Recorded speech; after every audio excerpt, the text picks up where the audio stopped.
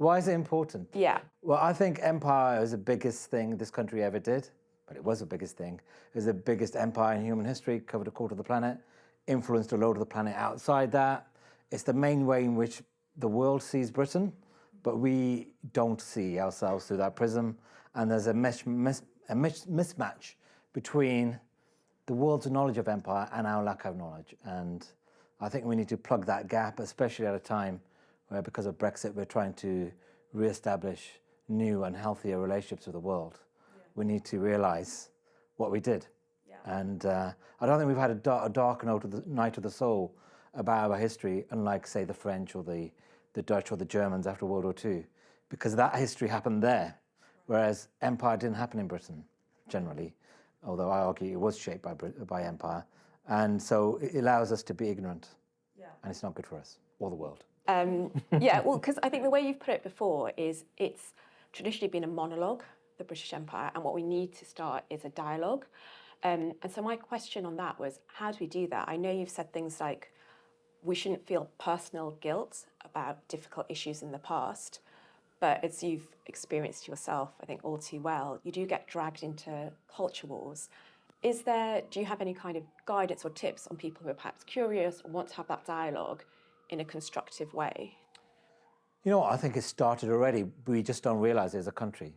You know, when you say the word reparations to people, a lot of people kind of clutch their pearls and go, oh my God, reparations. And there's some crazy kind of calculations that are made about the amount we owe. I think one judge in the International Court of Justice said that we owe 18 trillion pounds to the Caribbean countries. I think when you talk about it in those terms, it seems like an outlandish thing, but actually the process has started. Just look at Ireland, you know, a former imperial territory where actually we have started quite profound truth and reconciliation work. I mean, the Good Friday Agreement was essentially, it wasn't framed that way, it was essentially a post-colonial kind of conversation, wasn't it? There were apologies, there was reparations of sorts paid to enable that. And I would argue it's been successful and it helps us have a healthier relationship with Ireland. Similar things happened in Kenya. It's not something we embarked on voluntarily. I think the British state was sued by the victims of the Mau Mau scandal, and we had to pay, I think, £20 million in compensation. But William Hague, the Foreign Secretary, issued an apology. I would argue that has led to a healthier relationship with Kenya. We had a recent royal visit there, which, you know, where King Charles talked openly about what actually happened. So I would say we're on the verge of a healthy relationship with Kenya. We just need to do that in quite a few other places. Quite a few, because, you know, the British Empire extended quite widely. But there's all sorts of spheres like loot. What do we do stuff with our museums? Lots of countries aren't asking for reparations. They just want a conversation.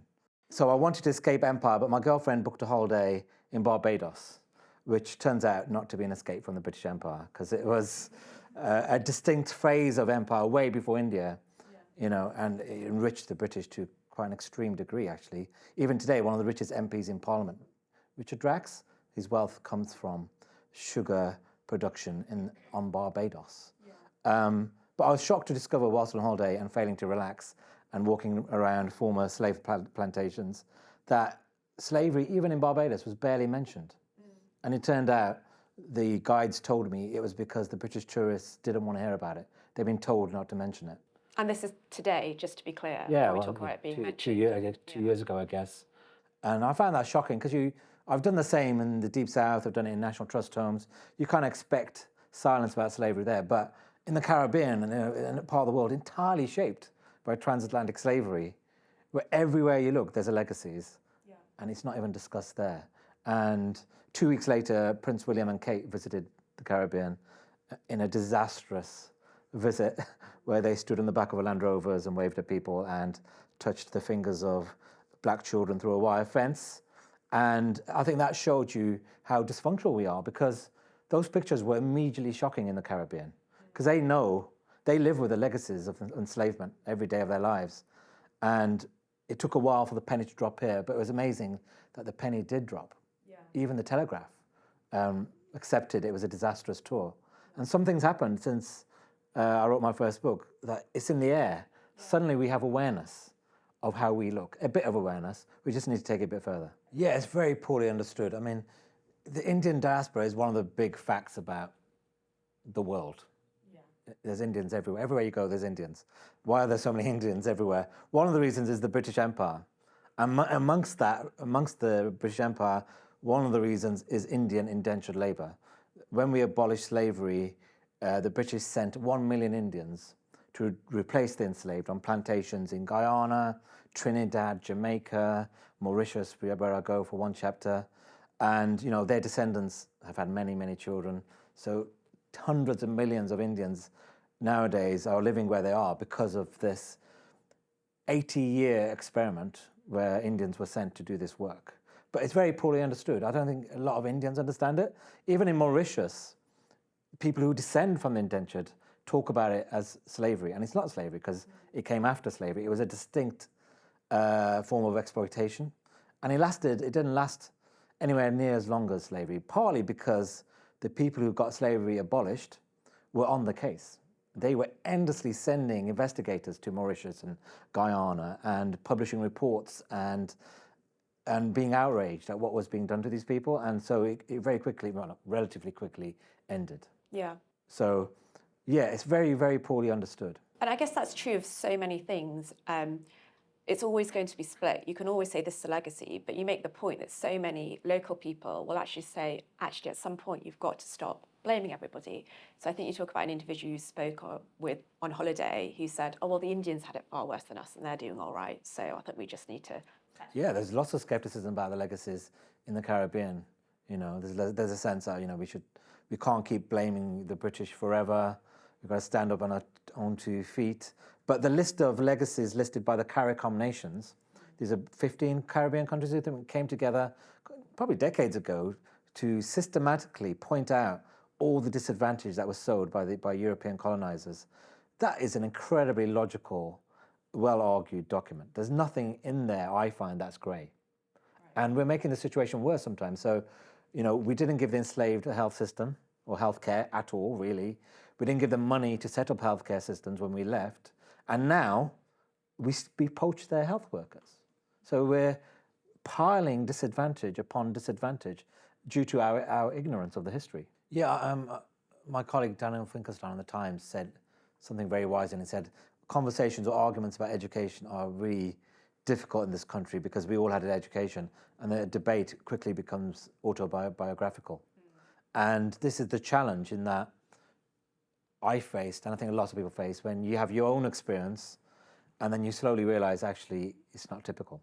Yeah. So I was totally liberated, lifted, made socially mobile by education, by the grammar school system, by the Sister Places scheme, Margaret Thatcher scheme, which Tony Blair then abolished.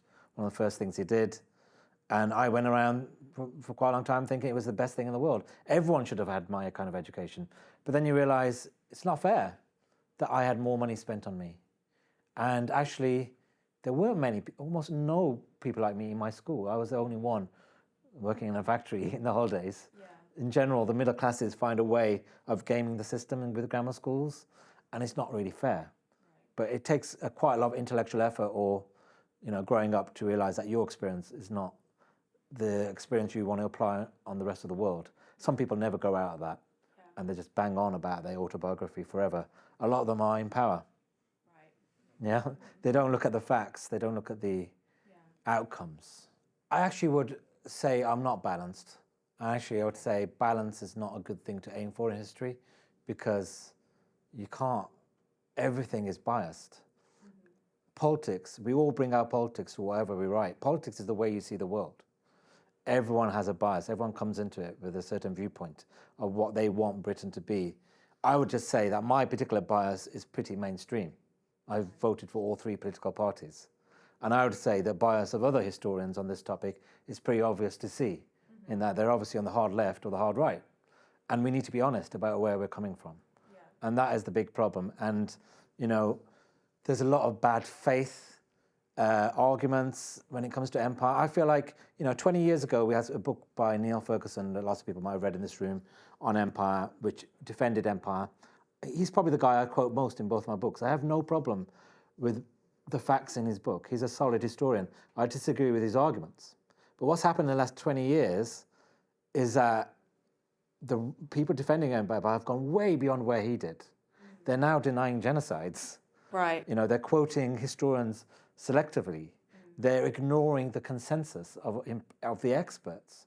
So I feel like in the last few years, we've gone into quite a dark area when it comes to empire nostalgia. And like anything goes, as long as you find people who support your really quite extreme arguments. And you really are quoted quite a lot. And I think it's important that we kind of pause to reflect on that and the impact you've had. I know you recently were on your friend Elizabeth Day's podcast and you talked about the importance of saying thank you. So I'm going to be really cringy and say I think it's really important that we say thank you to you for that important. Oh, well, thank you. But yeah, I get a lot of students getting in touch with me and saying, you know, I'm going to study history at university because I was inspired by your book. And that's really nice. And they would say, have you got any advice? And I always say, look, if you're going to go for an interview for this place in history, and you're going to mention my book, point out all the problems with it. Point out how you would have written it differently. Point out what someone who disagrees with me would argue. Because actually what I wanted to promote is not people who mindlessly repeat my points of view. You want people who are capable of critical thinking in a fair way, in the way historians do, not in the insane cultural war ways that it plays out in our press, in our media. Just show you've got a brain. Yeah. And for me, a success would be like someone who's been inspired by my book at one point of their life, who writes a book explaining why I'm wrong in other ways, you know, in 10 years' time. Ideally, not too offensively.